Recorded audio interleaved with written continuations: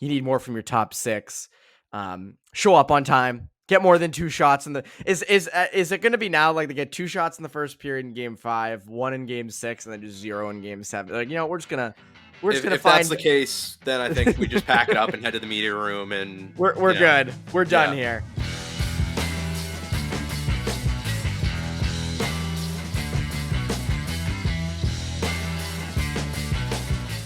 And welcome into the Bruins Beat, presented by Prize Picks. Use that promo code CLNS to get up to $100 matched on your first deposit. And by Game Time, use that promo code CLNS to get $20 off your first pair of tickets. I'm Evan Marinofsky, and joined today, first time with me on Bruins Beat, second time overall, Joe Pohoryles of the Hockey News and NHL.com. Joe, what is up?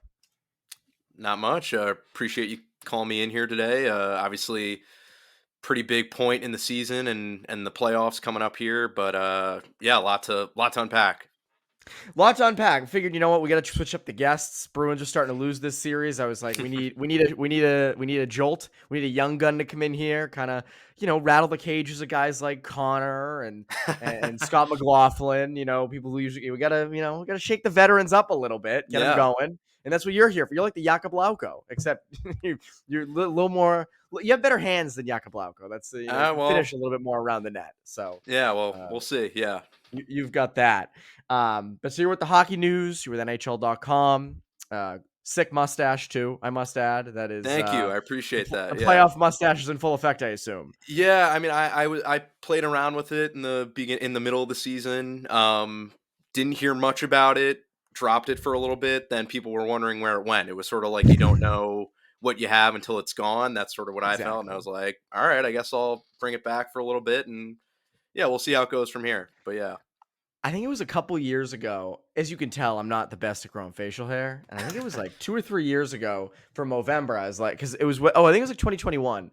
So we were still wearing masks in public places. So I was like, I'm gonna try growing a mustache, and I still have the pictures on my phone. Yeah. It is, and no one could see it. And I'd take my mask down, people would be like, "Oh, like, ew, what is that?" And so it was not great.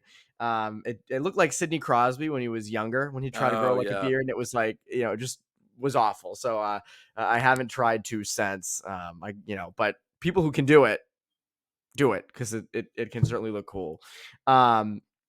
Anyways. Bruins. When I asked you at Game 5, do you want to come on Bruins Beat? I figured, all right, preview the Florida series, line matchups. Not the case at all. Bruins, no show in Game 5, no show in Game 6.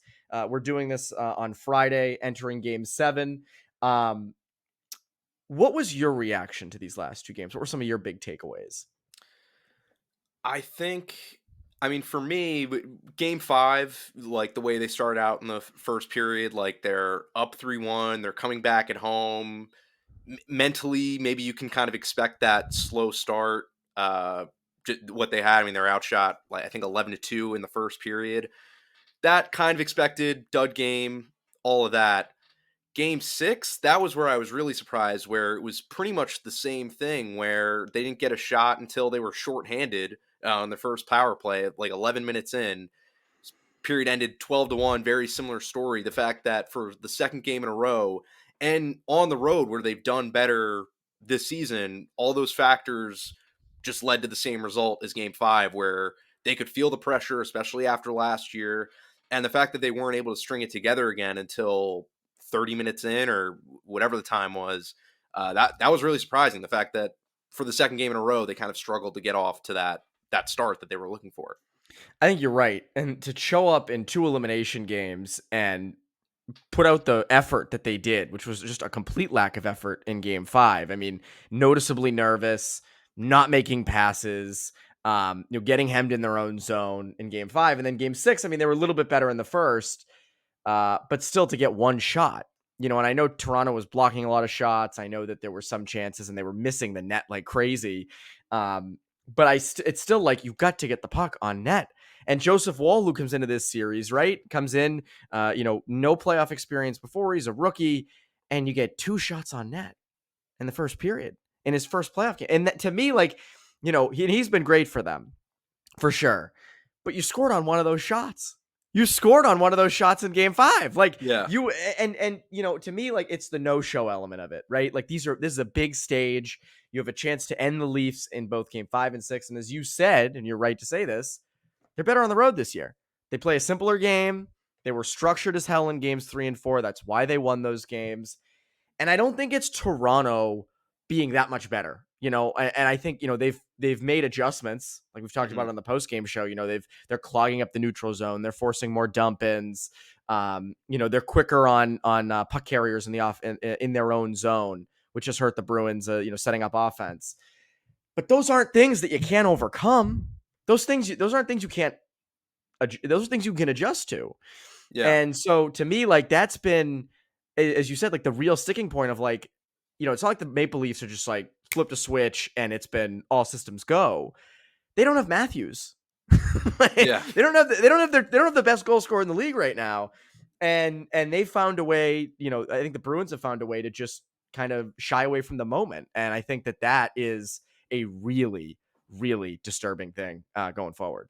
Yeah, and I mean, to the same point as Matthews, I think they mentioned today at their media availability, they've noticed sort of the change in Toronto's game, that they've sort of simplified things. And, not to say that, oh, the only reason Toronto's winning is because of what they're doing. Like, these types of changes, like if you notice what they're doing with their game, whether they're simplifying it or whatever's going on, the fact that they don't have the top scorer in the league, I mean, that's just, if you're able to dissect those or sort of figure out what their changes are, the fact that they're clogging up the zone a little bit more, wouldn't it be maybe not easier, but simpler to sort of diagnose the issue and change it and impact your game to sort of counteract what they're doing?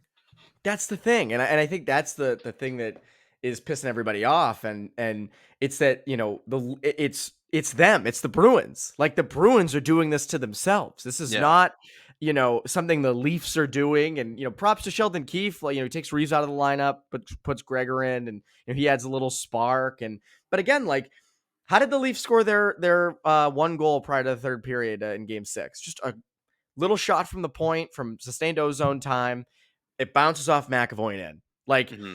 that's the kind of thing, and that's what this series has been. It's been super low scoring. And I thought that would benefit the Bruins, and it did for the first 4 games. But the Bruins 5-on-5 offense has been non-existent, and what's really been non-existent is any real good play from the top 6 outside of Hmm. Marchand this series. I mean, Marchand was great in those first 4 games, but the last 2 for him, he's been a little bit less impactful. And I think over the course of the series, Pastrnak has been really invisible at times. Zaka, no goals now in 18 career playoff games. Coyle, I don't think has any 5-on-5 points in this series. You just haven't gotten anything. And I think it starts with Pastrnak. And I think, Hmm. Montgomery called him out after game 6. That's not something he normally does. And I think it feels like that's like a break glass in case of emergency type move for Montgomery, right? Yeah, I mean, it's definitely. I'm trying to think of maybe other times in this year where he's really, singled guys out. It's not a normal thing to do, but I mean, at this point, the way you see momentum slipping away, and sort of as you mentioned, I wrote about this in some other stories I was writing after last night. Geeky's goal with zero point 0.1 seconds left, however much, that was the only point from the top 6 forwards in each of the past 2 games. So That's that incredible. uh, lack of scoring from the top 6, I mean, is just really apparent. And it starts with Pastrnak. He was the leading scorer by however many points. I mean, over 100 points this season. He's the engine. If he's not going, and obviously, as you mentioned, Marchand was sort of pulling the weight earlier in the series, but it's one thing if one guy's sort of pulling the weight while the other guys are waiting to catch up, but it's got to start with Pastrnak sort of coming in and having a Austin Matthews game 2 type of performance to pull the team to a win. It sort of take that win that you'd expect for your star players to do. You need it from him, and it hasn't been there, and the effort Hmm. hasn't been all right to compete. Simple things like that. And I know, like again, in a playoff series, obviously you game plan around star players. You look to shut them down. You're more physical on them, of course. But I mean, the Panthers did that last year to Pastrnak, and he had 2 goals in Game 6 and a goal in Game 7. Like you Yeah. can do that. He can do that, and I don't know what it is. Like, is there an injury we don't know about? What is it? But He's getting knocked off the puck easy. Plays are dying on his stick. The routes into the offensive zone are not good. Like, there's a lot of things there where there's just no impact. And like, even it felt like on, I think he had 4 shots on net in game 6, and a lot of Mhm. them were just from the perimeter. I remember there was one where it was kind of a one-timer from near the blue line. And it's like, Yeah. well, like, what did you expect? And so there's no offensive zone creation. There's no, and again, it's interesting because like, I thought last night that Martian Coyle geeky line did get some things going at 5-on-5 at times. They didn't score, obviously, but I thought there was it. But I haven't even seen that at all from the Zaka line with Pastrnak. And I think that's a really concerning thing because, you know, can he just flip a switch and do what he's used to doing in game 7? Or is this kind of a thing where, he's just not visible in this series? And I think that, I think they're, if they're going to win on Saturday, if Pastrnak shows up, and you can Mhm. throw Martian in there too. I think if the Bruins want any chance at winning that game, those two are going to have outstanding games. I think if those two don't show up, I doubt. I don't see the Bruins having a good chance. I'm curious what you think about that.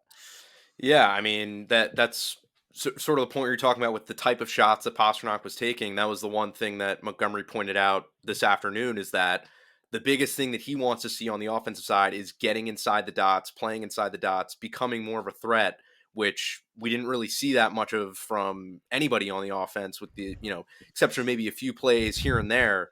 It's getting on the inside. That's sort of what they want to do: create traffic in front of wall.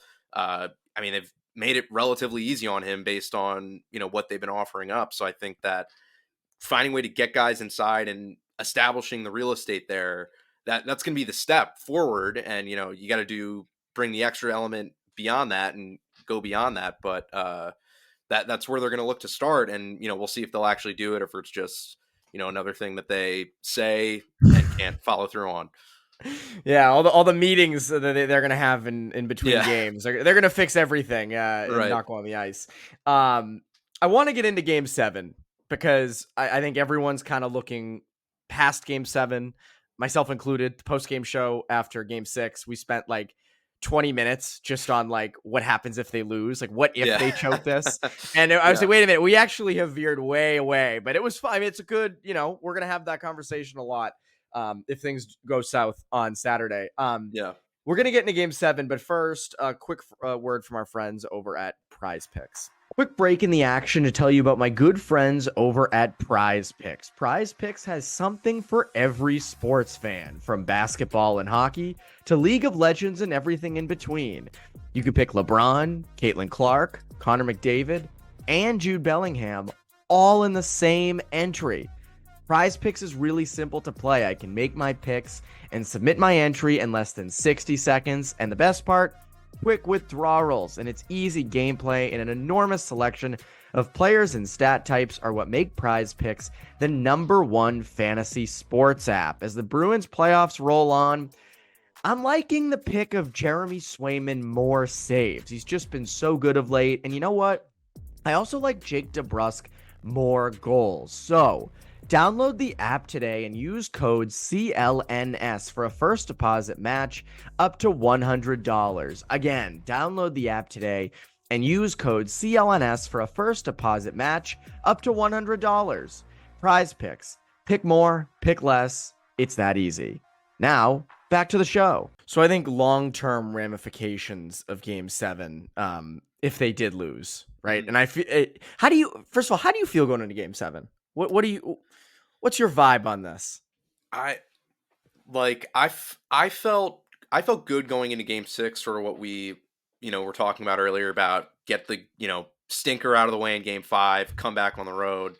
Now, I mean, they keep pushing away the notion of like, we're not dwelling on last year, we're not, but the way the script is playing, I mean, it's just, on one hand it's the Leafs and the Bruins Leafs game 7. We know how that's gone for the past 10 years, but I don't know how you can look at the past 2 games and feel good about what's going to happen in game 7 if you're the Bruins. Obviously, it's a new game. Depending on how they start out, I think that's going to be the real key, how they look in the first 5-10 minutes. But going in, no, I mean, it's not a, don't feel good if you're rooting for the Bruins. But No, you can't. And I agree with you. If you're going off the last 2 games, you can't. I think the only way you feel somewhat good about this is number one, they're the Leafs. It's a choke Yeah. off, right? I mean, these are two teams that have not been good in elimination games. Of late, the Bruins have not won a game seven since 2019 in the first round, which 2019 is sneaky now like 5 years ago, Yeah. which is makes young guys like us feel old. But the other part, there's that.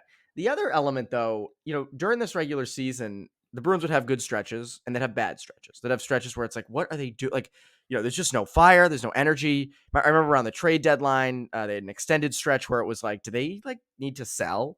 Um, and I think with like, is this series a sort of a combination of that, where you have the first four games, obviously game two the exception, but for 3 of 4 in the first and looking good and structured and disciplined, and then two complete duds. And like, is there any way they pull out of it for 7? So to me, like, those are the only two real things you have to go off of where it's like, oh, Bruins are in good shape. And you have Swayman, right? Swayman's Mhm. played outstanding. There's no reason to think he won't do that again in game Yeah. 7. I think last year definitely sticks in his head of, what happened there. He stayed here during the summer. And I know that had a big impact on him. But you just look at the way they're playing, right? No fire up front. The pressure is on them. Like the pressure was so on the Leafs after game 4. Like, Mhm. I remember Chris Johnson wrote a story in The Athletic being like, are they done? They need to trade Marner. Like, Sheldon Keefe is gone. Uphaul the goaltending, all that stuff. And the script has flipped. That now we're having those conversations. Now it's, Montgomery is coaching for his job. And I think that is true. Like, Mm. we can get into roster stuff later on, but I think the big takeaway for me for Saturday is he is 100% coaching for his job. Yeah. I mean, it's weird it's weird to say that, like, just the idea of it at first, just because look at the season they had last year. Obviously, they fell apart in the first round, and then given all the changes, the fact that they were able to play as well as they did, nobody expected them to do as well as they have as a whole after all the departures from last season. So looking at that part of it, it wouldn't appear that way, but if you're up 3-1 2 series in a row and blow both of them, I mean, that's just, I don't know how you recover from that, just you know, as they're looking to next year and what they can change. I mean, it's weird to think that, because, last week or even a few days ago, that wouldn't have really been the notion, but the way it's played out, I mean, I agree. I think that's sort of the conversations that they're going to have if worse comes to worse for Boston tomorrow. It is, and I think that's the tough part is, he has these two great regular seasons. Last year overperforms with a roster last year that was stacked in the end, but going in, there were a lot of questions, about that roster. I remember, and people saying, "Oh, maybe they won't make the playoffs." They end up being like the best regular season team ever. And you have real cup aspirations. You're the cup favorite. You win the President's Trophy, and then even this year, I mean, it still isn't a great roster on paper. I mean, I think Mhm. it's fine for what they had cap space wise. They had to replace a lot of pieces, the Moneyball Bruins kind of thing, and he made it work. And props to him. But you can't blow 2 straight 3-1 leads. They would be the first team in the NBA, the MLB, the NHL, and the NFL. Well, not the NFL. That doesn't make sense. The Well, playoffs, technically the but then NFL, but too. yes. Technically, the NFL too. No one in the Yeah. NFL has blown a 3-1 lead 2 straight years. Yeah. But in the leagues where you have those types of series, no Yeah. team has blown a 3-1 lead 2 straight years. And when we were growing up, I remember, wasn't it the Warriors who blew a 3-1 lead? That was like a meme for like a good year. Yeah. Yeah. That twice. And again, coaches get fired for much less. Playoff success matters. I know that even though this year they were, kind of a transition team, you get 109 points. You're in first place most of the year. You have expectations. You got to at least get past the first round. And I think, again, I think it'd be one thing if they went into the first round and got like crushed, if they lost in 5 games, like, all right, well, the roster fell back to earth, but to be up 3-1, and that's kind of where, and I'm seeing more rumblings about this from different writers and social media, which isn't always the best thing to go off of social media. Mhm. You don't always want to go off Twitter. But there's a lot of talk of, is it a deeper issue than the coach? And that's where I think people are onto something. Like, I do think it is a deeper issue than that. I don't think it is just Jim Montgomery. It is not, oh, get another coach in there and it's perfect, because there were some of these issues with Cassidy. They had trouble in closeout games. They had trouble in home playoff games. And again, they looked nervous in game 5. You look at people like Hampus Lindholm, this is the 2 straight playoffs where he just has a really tough time breaking the puck out of his own zone. McAvoy with mental mistakes. And, you look up front with just, no urgency, no ability to go in the offensive zone. And it's like, is that coaching? Yeah, that's definitely coaching. And Montgomery will take the fall if they lose. But it's also on the guys. Like, it's on the roster. And it's on those guys to step up in those big moments. And, like, Swayman has done that. But to me, like, nobody has stepped forward in either of these last 2 games to step up. And I think, you're going to need a couple at least to step up in game 7, I think. Yeah. I mean, it's you can't just put it all on the coach. I mean, but it's kind of just a bizarre conversation to have, because everywhere around the league, and with my work with NHL.com, I'm going to the visiting locker rooms a lot after the games. That's right. You're always going to enemy territory. Yeah, and so vast majority of the time, if the other team is losing, they'll talk about how the Garden's a difficult place to play, and just the fact that the Bruins have, this culture, Bruins culture. It's something that is respected around the league, and why they've been able to be a consistent playoff team despite, changeover with the roster every few years and different coaches coming in. That's sort of been a consistent thing. The fact that, I don't know if you can call it a culture thing, but the fact that, I mean, if they lose on Saturday, then that kind of becomes part of like the deal, if it's not already, just the fact that they've taken that lead's been evaporated to begin with. But it's just a wild conversation to have based on the context around this team and just sort of how everyone views them from the outside. I guess it's such a tough place to play. Even the home team can't play in it, which is right. Yeah, that's a blast. Yeah. If people want to go to game 7, if people want to buy tickets for game 7, go visit our friends over at Quick break to tell you about my good friends over at Game Time. I am very excited about the NBA playoffs, and what's awesome is here in Boston, TD Garden is the best atmosphere for a playoff game. Thankfully, we have Game Time, which is an authorized ticket marketplace of the NBA, which makes playoff tickets even faster and easier. Prices on the Game Time app actually go down the closer it gets to the tip-off. And with killer last-minute deals, all-in prices, views from your seat, and their lowest price guarantee, Game Time takes the guesswork out of buying NBA tickets. Maybe it's the NBA playoffs or it's the NHL playoffs. The same is true with the Bruins. TD Garden gets so fun during this time of year, and you want to be there. The Bruins and Celtics are in pursuit of championships, and as the rounds go on, the crowd gets better and better. Nothing beats it. And with Game Time, there's last-minute deals. Save up to 60% off buying last-minute tickets for sports, concerts, comedy, theater. There's flash deals. Save even more with exclusive in-app deals on select seats ahead of the game or event. And there are zone deals. Save even more when you choose a section and let Game Time choose the seats. Again, take the guesswork out of buying NBA tickets and head over to Game Time. Download the Game Time app, create an account, and use code CLNS for $20 off your first purchase. Terms apply. Again, create an account and redeem code, again, CLNS. I can't be more clear about that. Use code CLNS for $20 off. Download Game Time today. Last minute tickets. Lowest price guaranteed. Now, back to the show. So, we've talked, about things that need to change, right? Got to be better on face-offs. You need more from your top 6.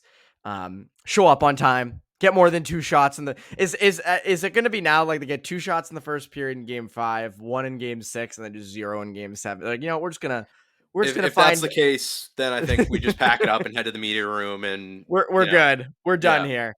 There is a little, like, one other thing I mentioned earlier. There are 2 reasons to be optimistic if you're a Bruins fan. I'll add a third. We'll add another little positive in there. I said after game 4 that it felt like the Leafs hit rock bottom. And when you hit rock bottom, the only way to go is up. And that's what they've done, right? Feels like the Bruins are at rock bottom. Now, they could find a way to make it even lower on Saturday, but if game 6 is really rock bottom, I don't know. Maybe they come out better. So there is that too. There's that too.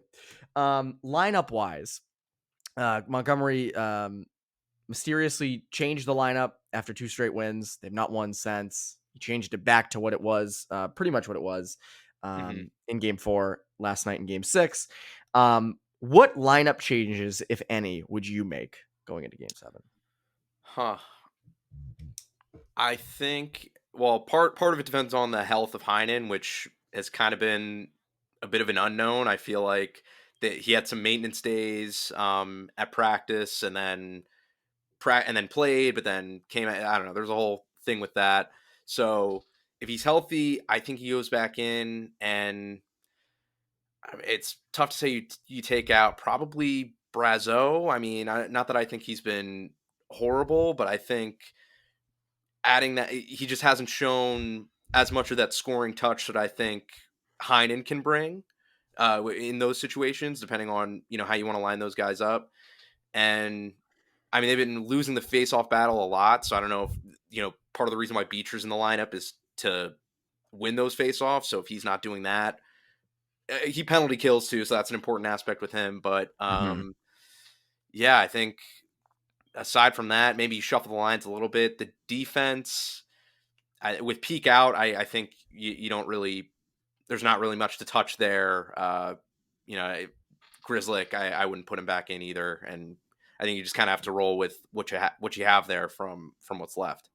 You keep Swayman for game 7?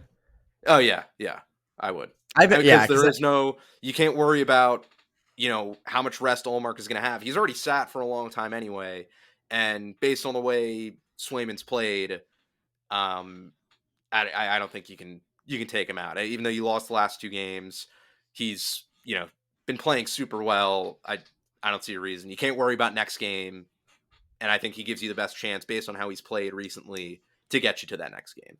should be Swayman. I don't think there's Yeah. any debate about that. Up front, I think you got to get a little faster and you got to be a Mm, little quicker on forechecks and things like that. The Bruins did not do that, have not done that well enough the last 2 games. I would consider Jakob Lauko for a mm, guy like Pat Maroon. And I know Maroon brings the veteran presence. I like it. I think it's great. But Ryan Reeves was taken out. Reeves was out near the dressing room for the Leafs, like cheering him on and stuff. If Maroon can do something similar, I think that's awesome. I mhm. like Maroon's puck protection and all that stuff when he has the puck on his stick in the ozone. But I like the havoc that Lauko can bring for a game. You need to win a game. You need to pressure Toronto's D. I like what Lauko can do. That's one. And then you're right about the health of Heinen. If he can go, does he go in for Brazeau? Does he go in for Van Riemsdyk? Mm, For game 7, I kind of want a guy like Van Riemsdyk in there. He's been there. He yeah. was actually on the other side of it in 2013. Um, but he's been there, and I think you can rely on him a little bit as a as a veteran player. So for me, it would either be Heinen in for one of Brazeau or Van Riemsdyk. And then on D, I'm not touching anything. I like Grizzlick. I like what he brings, moving the puck out of his own zone, all that stuff. I just think that you won with that D core in games 3 and 4, and I think you just got to stick with it Yeah. and you got to roll with it and hope it works. And I think that's really all you can do. And it goes back to like why change the lineup going into game 5. I didn't understand it then. I don't understand it now. And again, I like Grizzlick, so I was fine with Grizzlick going in. But it's like you've won 2 straight games. Why are you futzing with this? And so, it's a big reason they're in this spot, and I think that's really all you can do. And they got to win faceoffs. They've Mhm. got to win faceoffs, whether that's Beecher stepping up like he has in the past, or Cole. I mean, Zaka was awful on draws last. I don't have the numbers in front of me, but it was embarrassingly low. Was it like 9 of 10 he lost? It was. I don't have the numbers. Yeah, I don't recall specifically, but it was something. Yeah, something along those lines. It Yeah. was awful. And so again, like, you know, we can get into his future and things like that, but you just need to win draws. You need to come out firing, and that's really all you can do for game 7. So, do you want to make a prediction for what happens in game 7? Oh, you know what? Why not? I the vibes were not good. I feel like I wouldn't be surprised at either result if they, turn around and win it. I'm gonna go Leafs 3-2 in overtime. Ooh, I like that. I mean, I don't love the result, but I Yeah. like that you went that bold. You ever watch Seinfeld?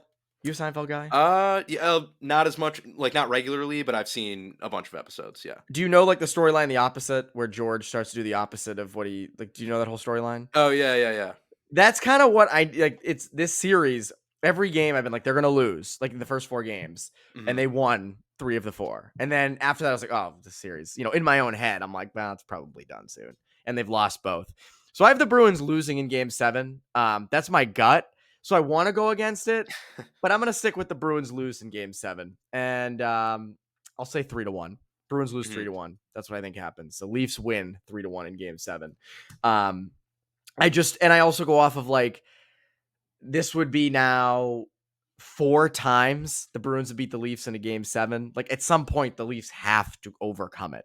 Yeah. Um, and with the way the Bruins look down and out right now, you can only play with fire so much, and I just think that that's where they're at. I hope I'm wrong. I hope we cover a second round because for us it's great, right? It's fun. Get to cover Yeah. another round. Playoffs are a blast.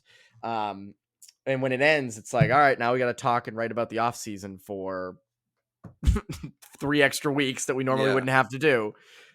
So hopefully things turn around. Anyways, Joe, what can the people look forward to from you over at the Hockey News and NHL.com? Well, that mainly depends on on how much further the Bruins go. I'd say at least for in the immediate future.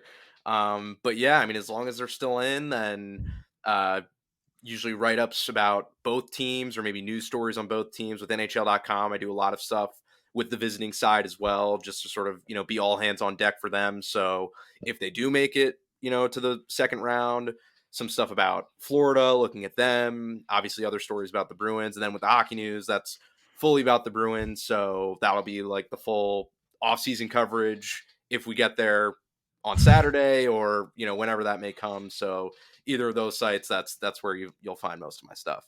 You'll have a story up on Sunday morning, just like 5 centers the Bruins should target in the Right. offseason. Like, damn it, like already we're doing Yeah. this. But anyways, Joe, thanks for coming on for the first time with me, at least. We'll have to have you Yeah. on again. Yeah. Thank you. Uh, Yeah. Glad to be here. Of course. And Bruins Beat listeners, you can look for the Bruins post-game show after hopefully more games. I was going to say every game, but at least after Saturday's game, you can Yeah. come vent. A lot of people were venting after Game 6 last night, which was fun. A lot of the comments, a lot of Leafs fans coming in and taunting Bruins fans, which was, always a blast. Yeah. But you can look forward to the post-game shows. And yeah, that's it. That's this week's Bruins Beat. You Bruins Beat listeners, try your best to have a great rest